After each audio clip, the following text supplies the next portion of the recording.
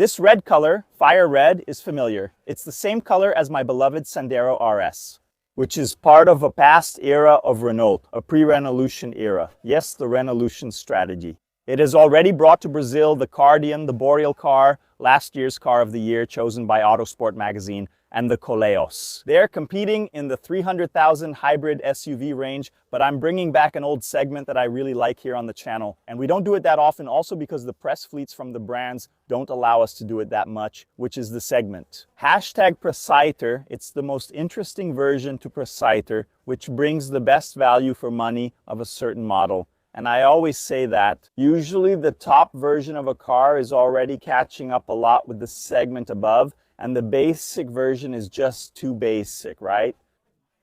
It usually isn't the best value for money. It costs less, but the benefit is much lower. Usually the mid-range version ends up being the best compromise. And that's the case with Boreal. This evolution here, yours for around 200 grand plus the fire red, which is optional, will be 201. The color option costs 2 grand a color that you can't even get on the Iconic, which costs 15 grand more, 215.15. The entry-level Evolution is $180, but as I mentioned, you don't want it. It's too basic. Even though all of them have the same powertrain here, the 1.3 TCE Turbo, which now has around 163 horsepower in the latest Procom version, but it's the engine, the whole setup, right? With a 6-speed dual clutch transmission, very competent, and that partly explains, like the Boreal, wow, look at the shock absorber, the soundproofing, and everything else. Became the SUV of the year, the car of the year, right, from Autosport. Why? Because it fits very well. It's a 1,400 kg car for the size of the Boreal, which is a car that's almost 4.7 meters long. That's a pretty interesting weight. And then you have 0 to 100 in about 9.5 seconds in all versions, right? But the Boreal handles better than the average in its segment. If you compare it with the best-selling midsize SUV in Brazil in recent years, the Corolla Cross. Dynamically, the Boreal is way ahead. And the same goes for the 1.3-liter versions of the Compass, since Compass and Corolla Cross are still the standards in this segment. Where do things change? Well, even in terms of looks, I think the Techno version is better looking than the Iconic because it has darkened wheels versus diamond cut wheels. Yes, 18-inch wheels on the Iconic. The wheels are 19-inch. The roof is still black, but look, it's a metal roof, right? If you want a sunroof, you have to go for the Iconic. And then you have an interior that's almost identical in terms of finish quality, with the same features, right? Things like this, look, like the power seat, the very refined finish, right? That change of materials there, which we've seen a lot. That's one of the highlights of the Boreal, but in black, right? In the Iconic, it's blue, and we know how Brazilian consumers are. Renault still keeps the controls here on the steering wheel. Actually, the audio controls are always behind the steering wheel, right? That's a French ergonomics thing. But let's put it this way. The summary of the message is that the main thing, the important part that makes the Iconic such a cool car. You also have it in the Techno. You have the full ADAS here as well. Look, lane keeping assistant, adaptive cruise control, driving modes, a little less elaborate here on the cluster, right? On the Iconic, which puts on a whole show when you change the modes, but the modes are here.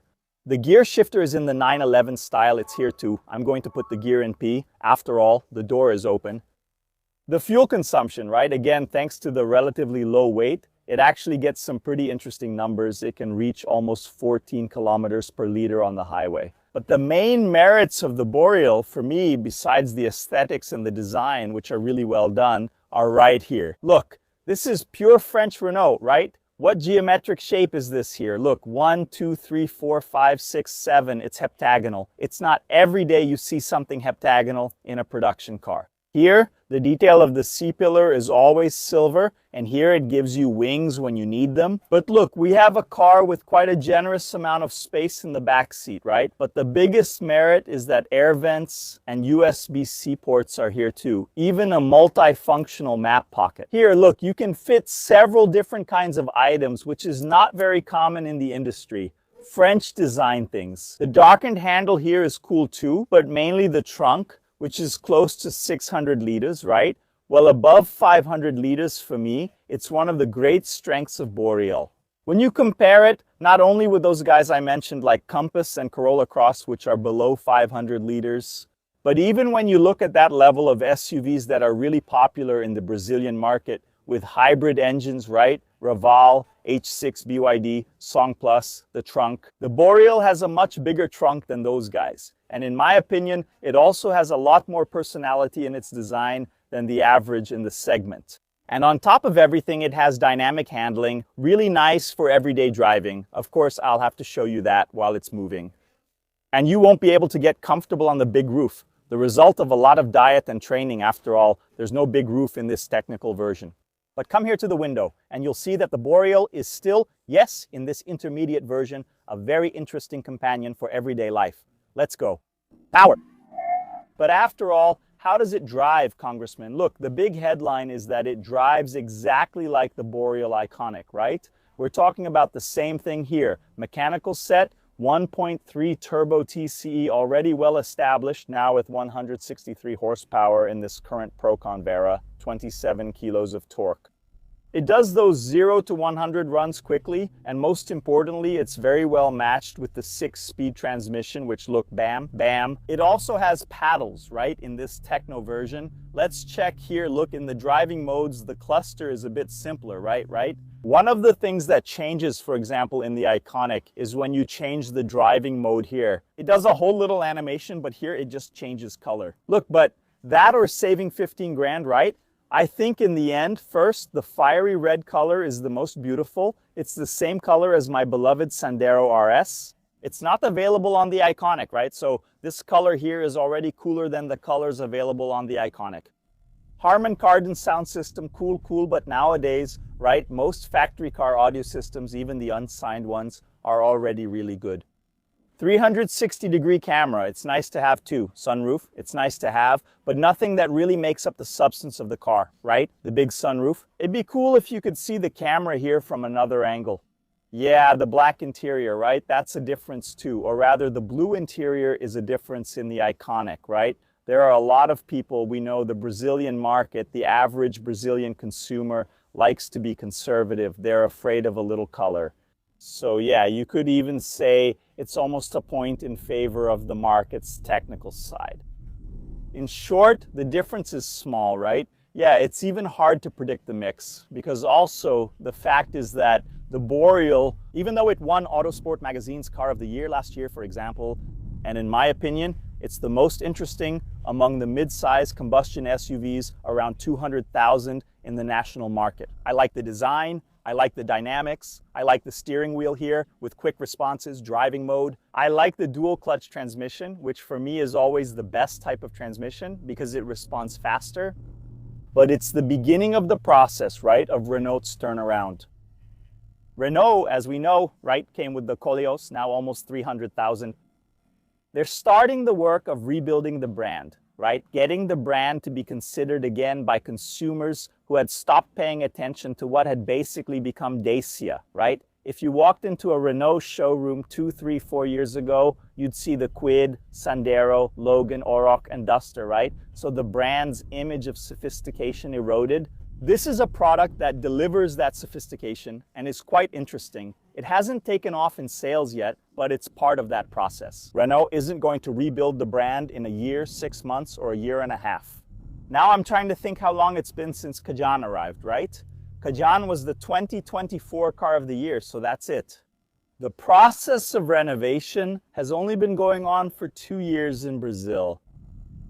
But again, it's a car that, right, we're involuntary automotive consultants for almost the whole family and friends. And I've been asked more than once, it really caught a lot of attention, right? Because of the space, especially the trunk, right? When you look at this mid-size SUV segment, including the Chinese electrified and electric ones, the Boreal really stands out. When it comes to the trunk, right? Especially because the Chinese usually prioritize the rear seat over the trunk.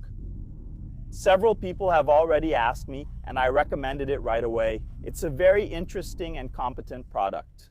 It's that car, that power. Let's feel it here. Look, the strength of the 1.3 turbo.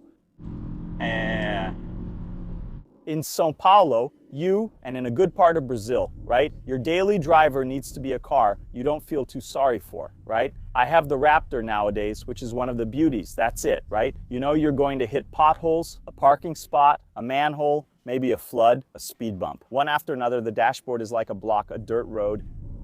And of course, if you have a Fox Racing suspension on a pickup truck, all of this gets easier.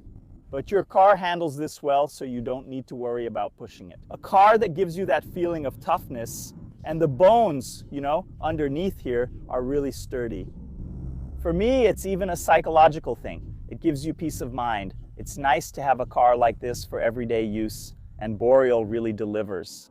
This checklist of things you want in a car to make life a little more zen in Brazilian chaos is, to me, one of the best in this segment. It's no surprise it was Autosport's Car of the Year last year. Do you agree or disagree? Tell us in the comments, leave a like on this video, subscribe to the channel, and leave your rant. If you disagree, right, if you have a lazy argument in your comment, we're going to make fun of you in the comments. That's just how things work here. But it's nothing personal. It's just an invitation to get you to think more for yourself and not just repeat what the IAB hordes repeat. Here we try to teach people to think a little with all humility. Thanks a lot. It was great meeting you. And here's a big hug and power to you. Let's push the big Boreal here to the limit. We're almost there. Then aerodynamics come into play, weight comes into play, everyone gets involved, the whole crew is on the field. But in everyday life, in the city, in urban traffic, in passing acceleration, on hilly roads, the big Boreal does really well. Thanks a lot. Bye.